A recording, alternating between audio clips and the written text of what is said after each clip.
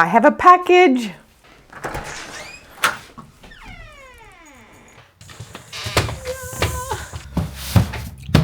This box might just change my mornings. Inside is something that I hope will make my bathroom more functional. Before we get into it, I want you to see what my bathroom looked like when I started this channel. It was a disaster. I would put on my makeup and leave it on the counter where I dropped it. And besides that, I had a tower of drawers inefficiently holding nail polish and random stuff, and that clutter had spilled over onto the floor. So not contained. In my last video where I worked on my bathroom, I finally took those drawers and that stuff and my hamper out. It's been great, but still not working as well as I'd like it. Even when it looks clean, it isn't, because it's still so cluttered inside the cabinets and drawers. So look at that first cabinet. This cabinet is the worst. It's not working at all. And the drawers, wow. Those are just chaos. Also in that video, I put these basket drawers in that right cabinet in here for my towels and for my cleaning rags. I love how they work, except they're not placed very well and I need to fix that. Otherwise, these cabinets will be easy because I cleaned them out a few months ago, early on in my clean the whole house journey. Back then, I had just jumped into the task. I wasn't gonna get any books. I wasn't gonna watch anything. I didn't need to learn anything. I just needed to work hard and consistently for months, maybe years. I was very single-minded. Now, I'd come across a couple of books on cleaning in my life. Sidetracked Home Executives was on my bookshelf growing up. And I'd picked up Sink Reflections early on, right after it was published. I think my mom suggested it to me. Also, I'd learned a few tips from homemaking meetings at church. So I thought I knew enough. I knew a little bit about clutter and decluttering. I'd already thrown out a whole dumpster full of things before I started the channel. And I'd already been scared away from having too much clutter by cleaning out a deceased relative's house. But really, I didn't know that much. Many of you had lots of great advice from me and also suggested books or experts. And finally, I got curious. Not just about what they could teach me, but also about what these books said about our society and culture. The historian in me, as well as the homemaker in me, was awakened to new possibilities. So I decided to read a whole bunch of cleaning books, and I decided to start with one of the most popular. One that people in my real life have suggested to me and that I've heard a lot about, and everybody's talking about it. And that's The Life-Changing Magic of Tidying Up by Marie Kondo. Does this spark joy? That's the question. That's something that she wants all of us to think about. And I have words to say about that. The basic idea of her book is that she has the method that will finally work for you. Named the KonMari method after herself, it is a step-by-step process for organizing your home.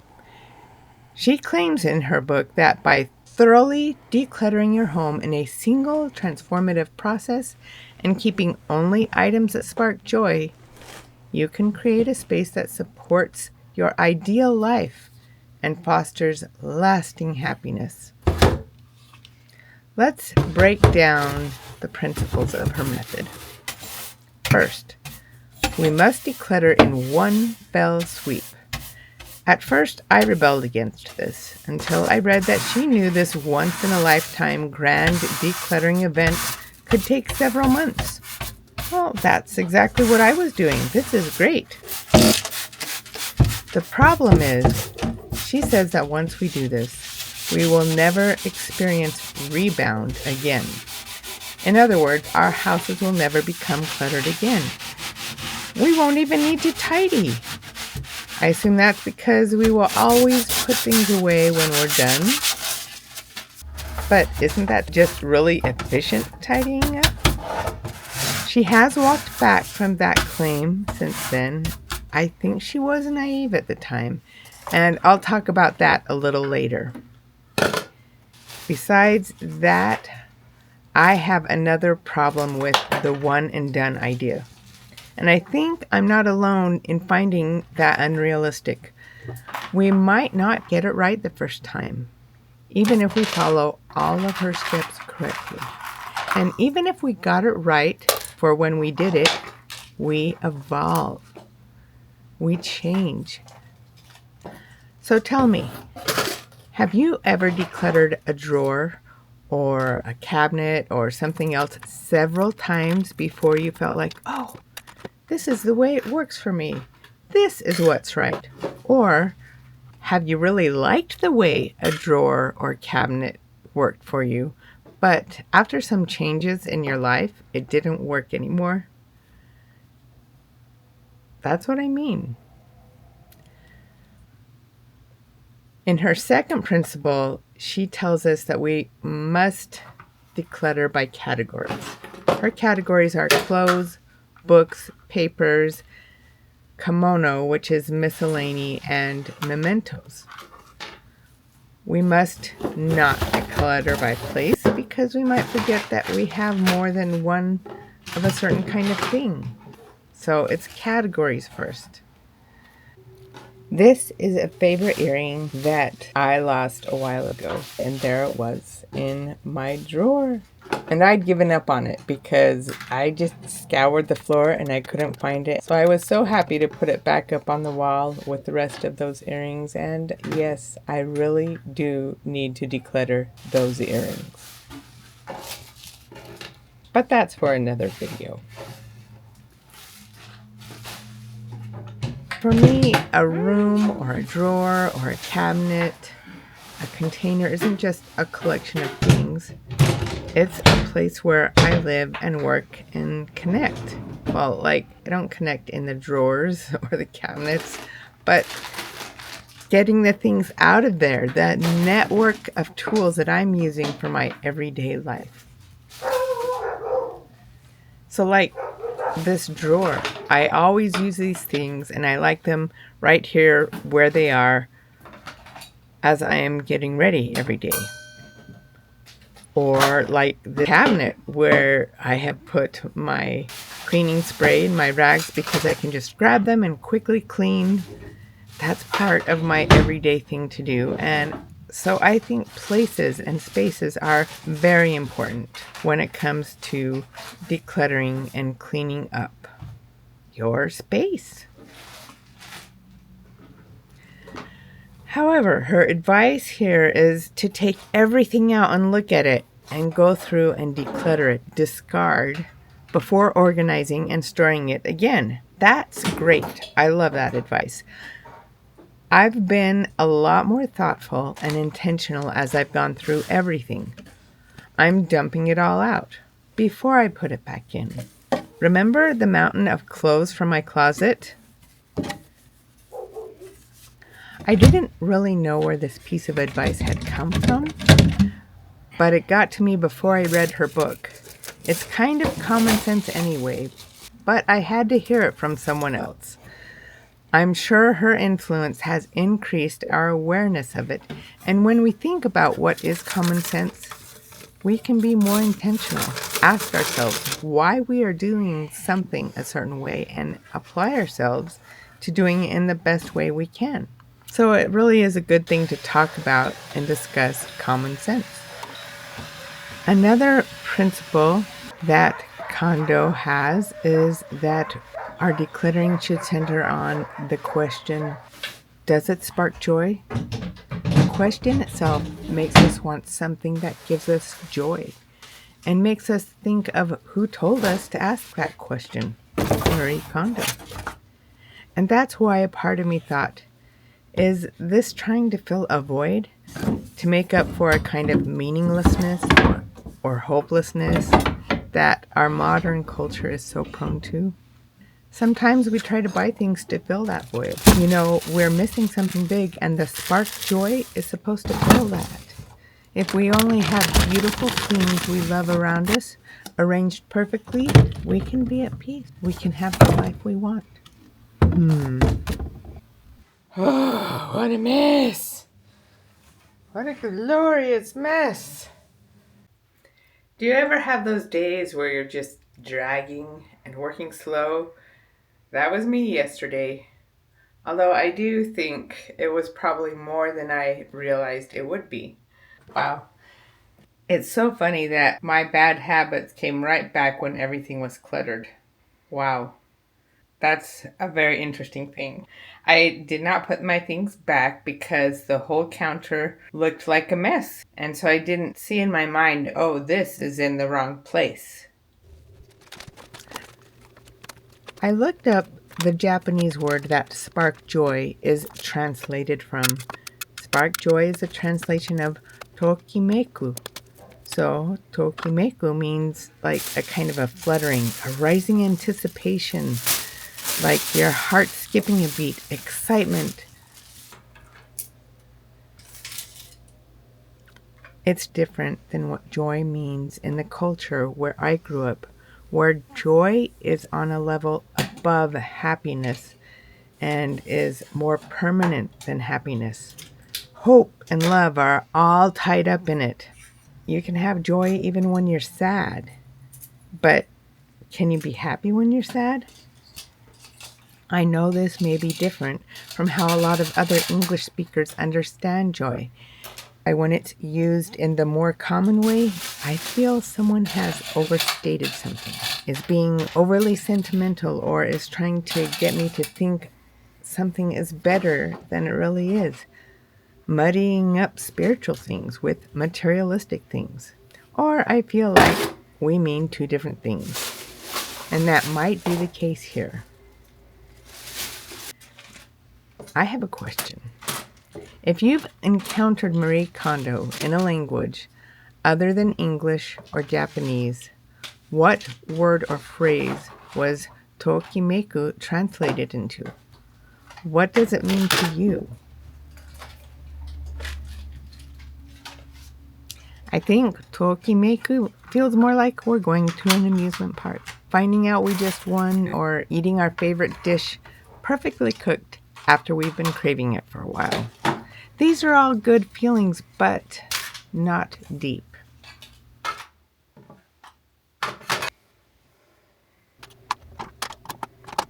Something that I liked the most about the magic of tidying up was Kondo's personal story. Tidying up is her passion. Apparently, she was 5 years old when she first got interested in it through the magazines her mother had, and would just go around trying out new ways of cleaning up.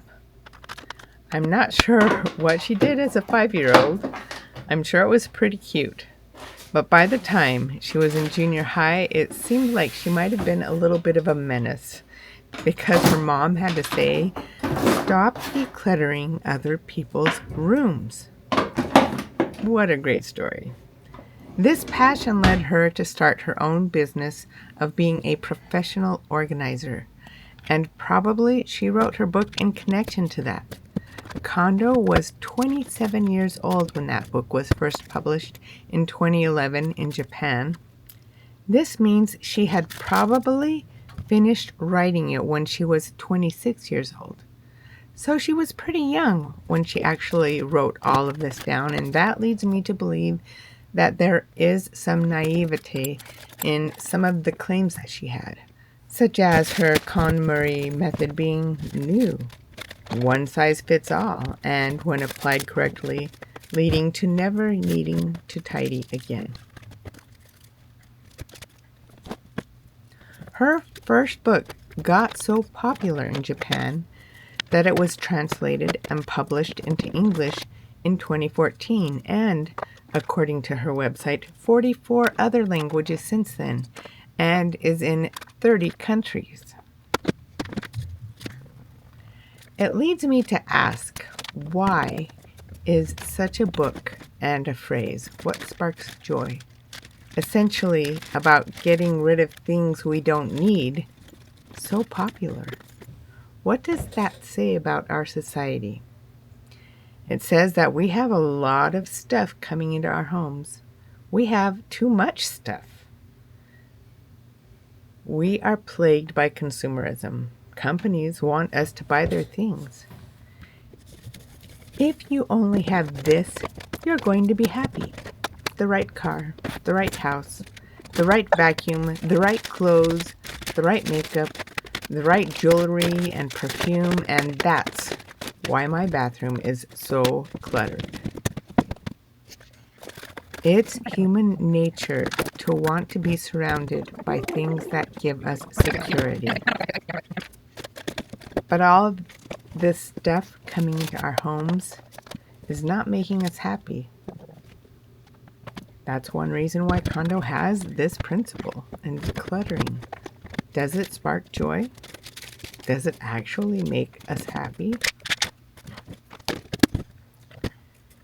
But also, now, when we think of Marie Kondo, we're supposed to connect joy, sparking joy with her name. And maybe if we buy her things, we will be happy? Now, I really don't think Kondo is at fault, though her website gives me a little bit of pause. I think it's just become bigger than her. Her once small consulting business is now an organizing empire. That's all I can say. I don't really know her personally. I'm glad I read her book. There is always something good to learn from books, even when we don't agree with everything they have to say. And books never stand alone. They are almost always written in response to other books or ways of knowing, and someone always writes something in response to them. It's definitely not the last word, and in fact, she's written several other books since then, and I've wondered if maybe I should have read one of the later books. Quick blurred out peek of this. But this is the book that she has a manga and a children's book on the magic of tidying up. In short, there's a lot of her book I agree with and a lot I don't agree with. I think that the rigidity of it does not really fit me very well. And in fact, that's pretty common in Western society. We don't really like having this one way, this one method that we must conform ourselves to. We prefer to tailor methods to the way we like to do things, to our personalities. But from it, I did learn that even if I'm not going to declutter only by category, like get everything in the house in one category, in one spot, I think the idea of decluttering by category is very useful.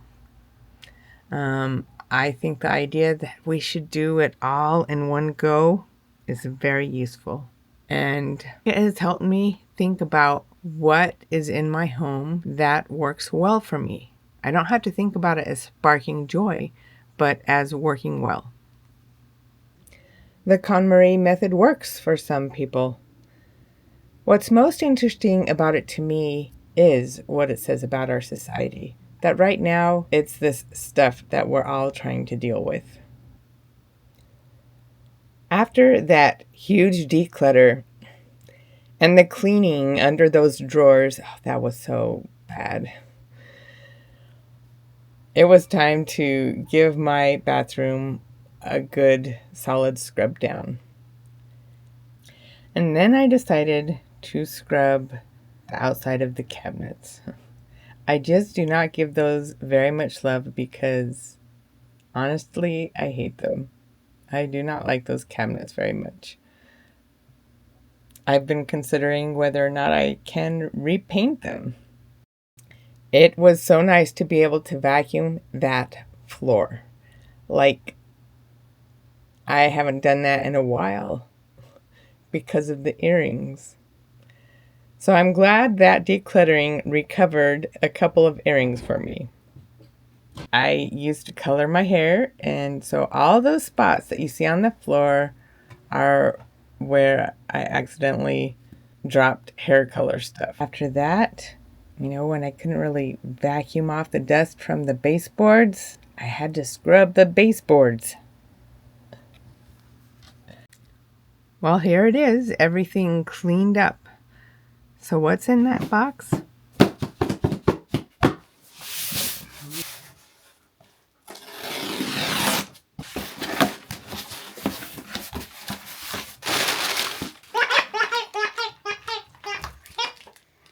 I should not have had that make a sound. Not yet.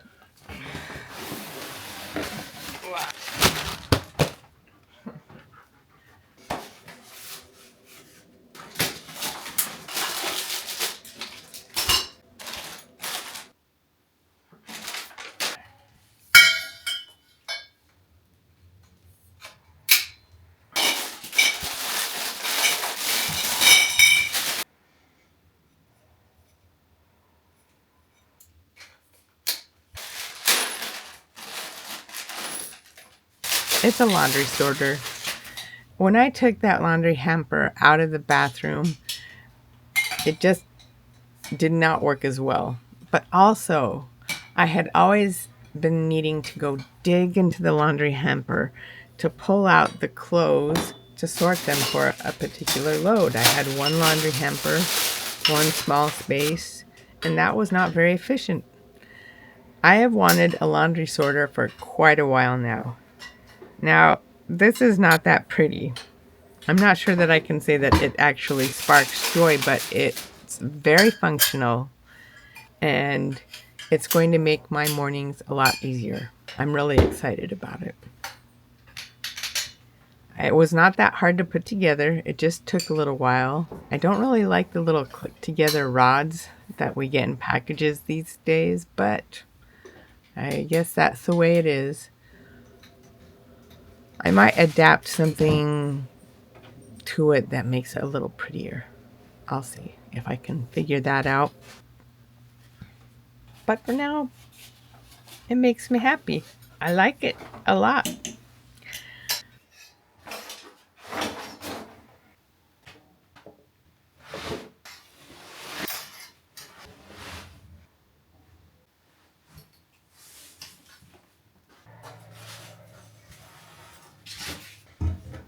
And I'm happy with how nice and organized things are in my cabinets and in my drawers. Everything works a lot smoother now.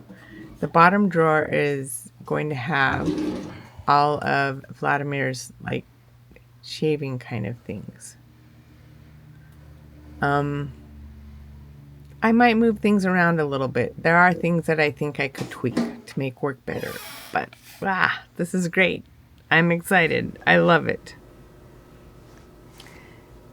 This bathroom declutter was a phenomenal step in my decluttering journey. I'm just so excited about it. Now in my last video, I decluttered 185 things. And off camera, I threw out a couple of broken mechanical pencils that had been just bumping around in my junk drawer. And in this declutter, I got rid of 161 things between donating and throwing out and gifting. I mean, I just want to show it to you. Look at all of these things. This is the volume of everything I'm getting rid of too. It's 161 and this much space is free in my bathroom. So the total for that is 348 things so far. I mean, not like mind-blowing, right? But amazing. And I have to admit, I forgot to count some of the things in that I threw away the day before. I am so excited about this space now. It's been so lovely getting ready in the bathroom the way it is now. You guys saw it before. Let's take another look. That's what it was before. Like the very first video I put up. There's the bathroom. And this is what it's like now. What a difference, right? but it's not perfect. Still, it's a reminder that I don't need perfection to be happy. I have an announcement to make. There are some changes coming to this channel because of how reading these books has sparked my curiosity, reawakening the historian to my own experience of cleaning the house. But I'm excited about establishing this connection between my cleaning and decluttering process and history. I'm going to be reading all kinds of books. Books from medieval period and books from right now. Recently there was a book written that I think was in response to Marie Kondo's book. I'm very curious about all these books in conversation with each other. So I will review that. I hope I can make it exciting for you. I would love any of your feedback. Tell me what it is you want to know about the history of cleaning. And if there are any books that you think I should be reading. Until next time then, I hope you have a wonderful day and go conquer your mess.